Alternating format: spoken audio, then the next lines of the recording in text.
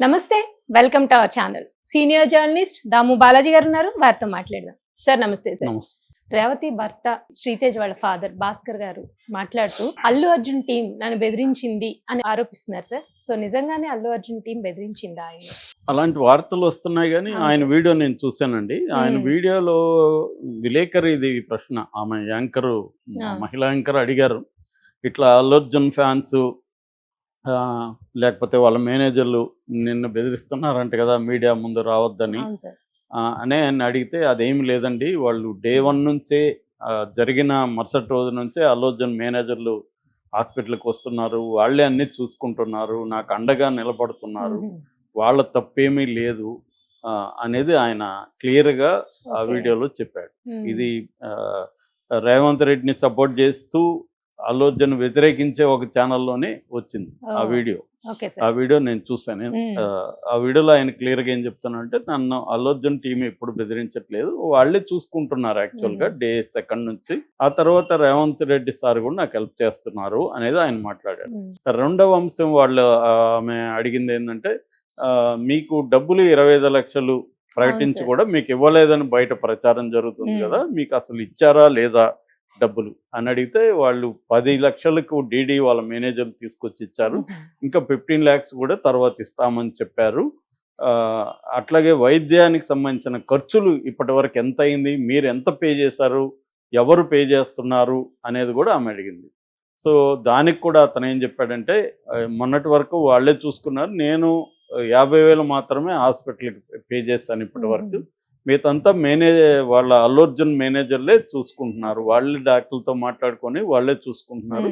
అయితే ఆ తర్వాత గవర్నమెంట్ కూడా రేవంత్ రెడ్డి సార్ కూడా మనుషులను పంపించారు, వాళ్ళు చూసుకుంటున్నారని చెప్పాడు. అంటే క్లియర్గా ఏంటంటే, ఆయన భాస్కరు ఏ రకంగానూ అల్లు అర్జున్ మీద కానీ అల్లు అర్జున్ టీం మీద కానీ ఆరోపణలు చేయట్లేదు. చేయకపోగా డే 2 నుంచి కూడా అల్లు అర్జున్ టీము మాకు హెల్ప్ చేస్తున్నారు, నాతో వచ్చి రోజు టచ్లో ఉన్నారు అని చెప్తున్నాడు. అట్లాగే 10 లక్షలు కూడా ఇచ్చారని చెప్తున్నారు. అంటే క్లియర్గా మొన్నటి వరకు ఏం జరిగిందంటే, అల్లు అర్జున్ని సమాజంలో ఒక దోషిలాగా అతనే చంపేసినట్టు ఒక చిత్రీకరణ చేసే వైపుగా ఇటు ప్రభుత్వం కావచ్చు, కాంగ్రెస్ పార్టీ కావచ్చు, మీడియా కావచ్చు, కొంతమంది పబ్లిక్ కావచ్చు, పోలీస్ వ్యవస్థ కావచ్చు, అందరూ కూడా ట్రై చేశారు అంటే అల్లు అర్జున్ దోషి అని. నిజానికి ఏంటంటే, సుప్రీంకోర్టు క్లియర్ గైడెన్స్ అనేక సార్లు ఉంది, మీరు ఒక కేసుని కోర్టులో ఉన్నప్పుడు మీడియా ట్రయల్స్ కానీ పబ్లిక్ ట్రయల్స్ కానీ చేయొద్దు, పోలీస్ ఆఫీసర్లు ప్రెస్ మీట్లు పెట్టి చెప్పొద్దు, ఇవన్నీ కూడా అనేక సార్లు సుప్రీంకోర్టు చెప్పింది. కానీ ఇక్కడ దాన్ని ఉల్లంఘించి ఆల్రెడీ ఈయన మీద కేసు ఉంది, ఈయన ఇంటీరియం బెయిల్ మీద బయట ఉన్నాడు అల్లు అర్జున్.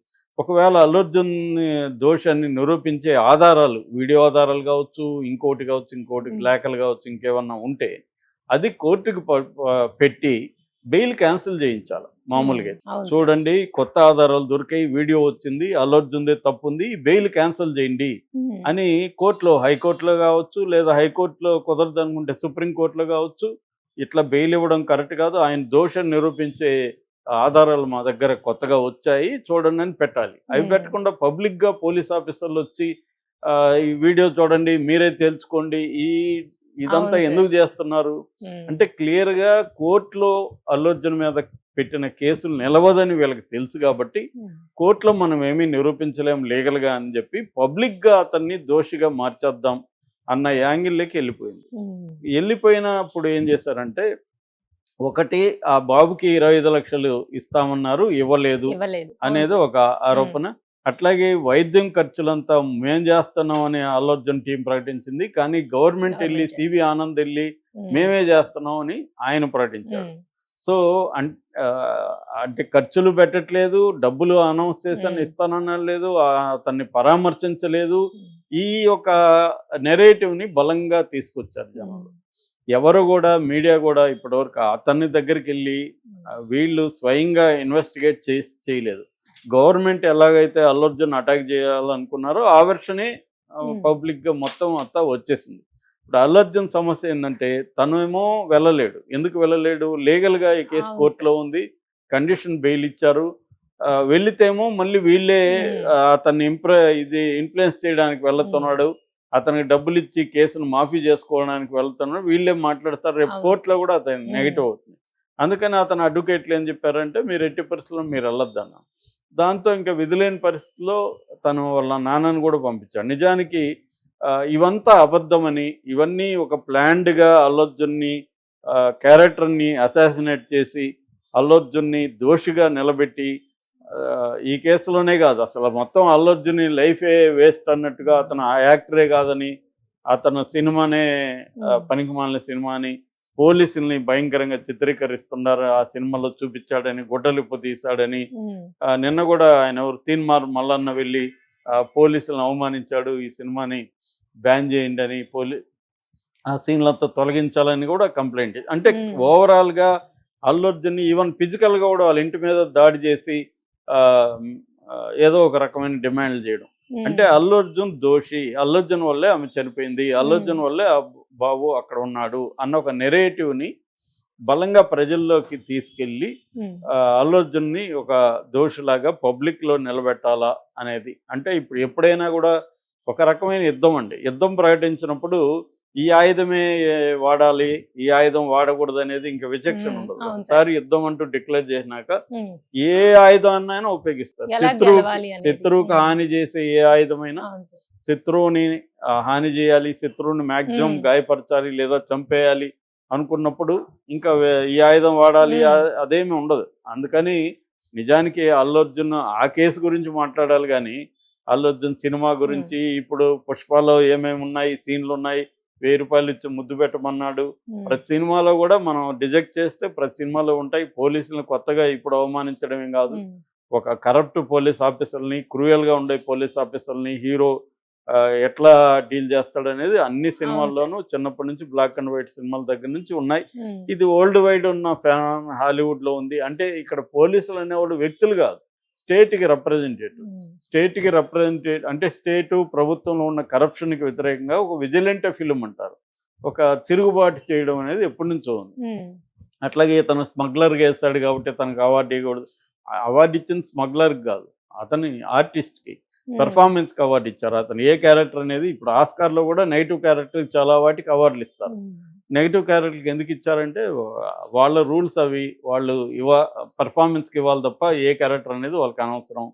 సో ఇలాగ లైఫ్ నెగిటివ్గా ఉన్నప్పుడు సినిమా అనేది రిఫ్లెక్ట్ చేస్తుంది సమాజాన్ని.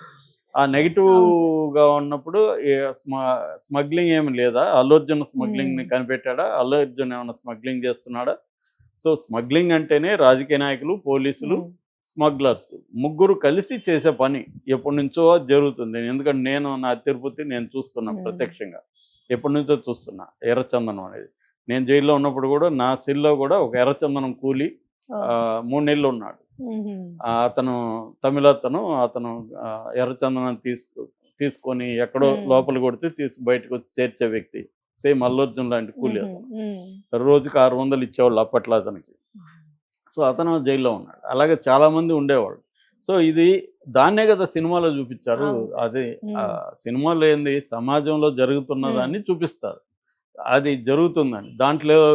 దాంట్లో కూడా పోలీసుల కుమ్మక్కయ్యని చూపించారు, పోలీసుల రోల్ ఏంటి చూపించారు, కొంతమంది సిన్సియర్ ఆఫీసర్లు ఉన్నారనేది కూడా చూపించారు. అట్లాగే రాజకీయ నాయకుల ఇన్వాల్వ్మెంట్ చూపించారు. అన్ని ఇతర స్టేట్లో కూడా ఎలాగో జరుగుతుందని చూపించారు. ఇవన్నీ చూపించారు కదా. సో అవన్నీ కూడా డిస్కస్ చేయడం, అవన్నీ డిస్కస్ చేయకూడదని కాదు, కానీ ఇప్పుడు టైమింగ్ అన్నమాట. కావాలనే ఇప్పుడు ఇన్ని రోజులు అయినాక అతను ఎవరో ఏసీపీ, సస్పెండెడ్ ఏసీపీ అతను విష్ణుమూర్తి ఎవరో, అతనైతే ఫస్ట్ సినిమా ఎప్పుడు 3 ఏళ్ళు అయింది సినిమా రిలీజ్ అయ్యి. దాని మీద ఇప్పుడు అతను చర్చ పెట్టి ఆ సినిమాలు ఏమేమి ఉందో మాట్లాడుతున్నాడు. ఇన్ని రోజులు అతనికి ఎందుకు అసలు ఇంతకీ అతని సినిమా కూడా చూడలే, ఎవరు చెప్పారంట అతనికి, అది కూడా అతనే చెప్తున్నాడు. సో పైగా అట్లాంటి జైభీమ్ లాంటివి తీయాలని, జైభీంలో నిజానికి పోలీసుల అకృత్యాల మీద దారుణంగా జైభీంలో తీశారు. ఈయన అది కూడా చూసినట్లేదు, చూసుంటే అది చెప్పేవాడు కాదు. ఎందుకంటే జైభీమ్ సినిమానే పోలీసులు ఎట్లా సామాన్య ప్రజల్ని హింసిస్తారనేది జైభీమ్ సినిమా.